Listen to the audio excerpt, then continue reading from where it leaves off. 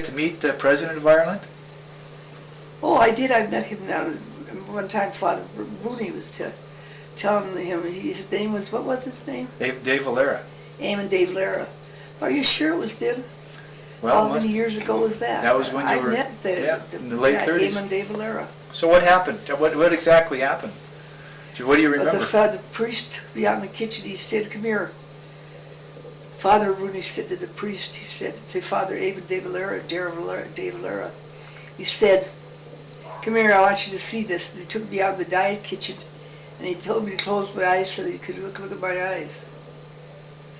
And I was kind of embarrassed, Joe, but he was just showing him that I had pretty eyes.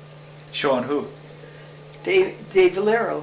So did the President of Ireland say something to you? Well, he thought they were lovely.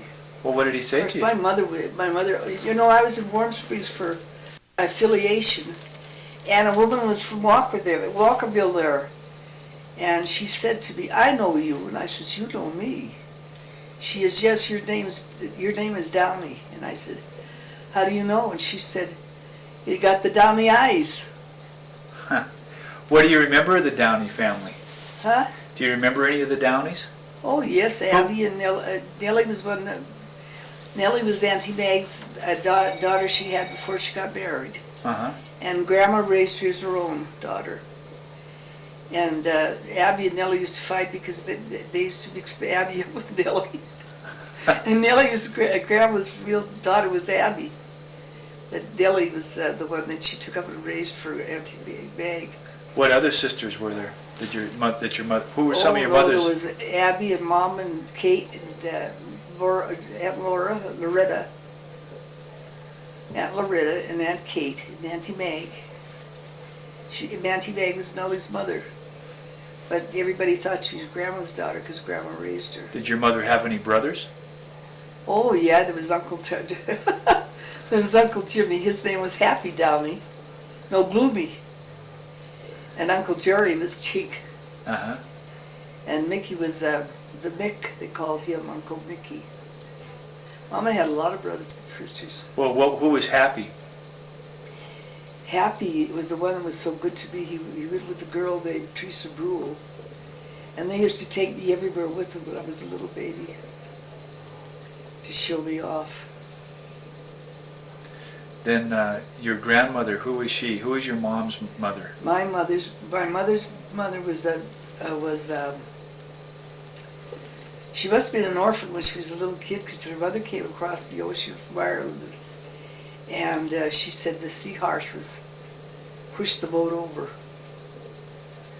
or else her mother was pushed over off the edge of the boat. I don't know which happened. Uh-huh. It's so far. What do you remember of your grandmother? What was her name? Mary Green. Grandma Downey. What was Grandma Downey's name? Well, now they said it was Sullivan. Mary Sullivan? Uh-huh. I'm not sure of that now. Well, but her name was Mary Downey, though, her married name. Oh, yeah.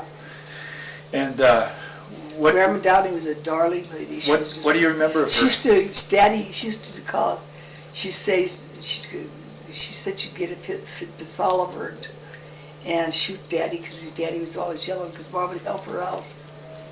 No, they didn't have a lot. Mom would help them.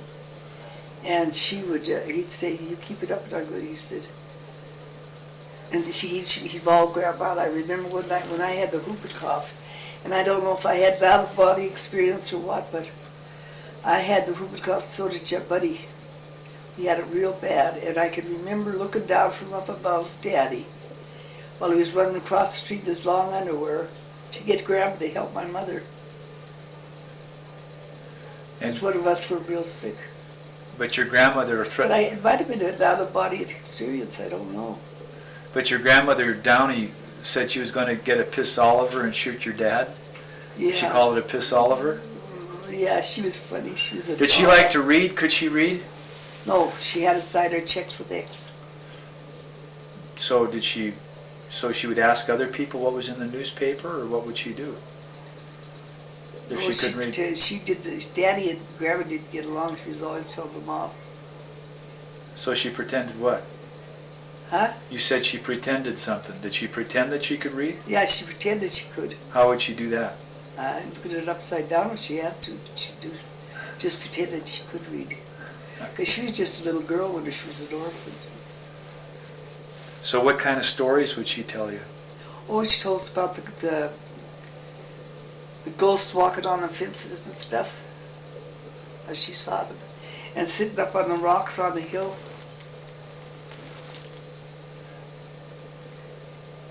What was her husband? And we used to all sit down on the rocks by Thomas's and sing songs, and all the neighbors would listen to us. All of us kids. Do you remember any of the songs from when you were kids? Oh, yeah. What were some of those songs? That little bit of heaven out if it came from out the sky one day is one of them. And Do you remember the time that you and Bud sang in the first grade? And oh, yeah. what was that? What happened that day? They asked us both to sing. Who did? Who asked you? Then did. They asked Buddy to sing. Yeah. And so Buddy was going to sing, and I wanted to sing too, because I was a brat. And he started arguing which one we should sing. He wanted to sing The Letter Edged in Black. It was a real sad song about a lady that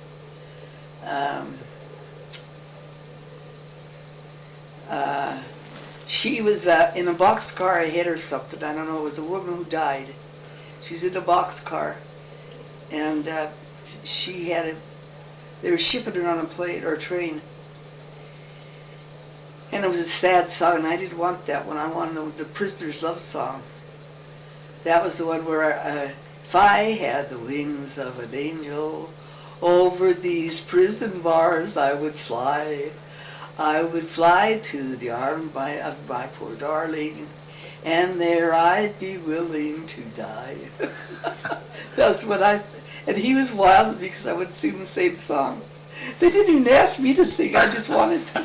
So who sang? Did you both sing, or? We both sang. I don't know what he sang. Did you sing at the same time? No, not at the same time. But we had nuns. I had nuns teach me always, and I loved every one of them. Well, what did you do for fun in the wintertime? What did we do for fun? We had dugouts and everything.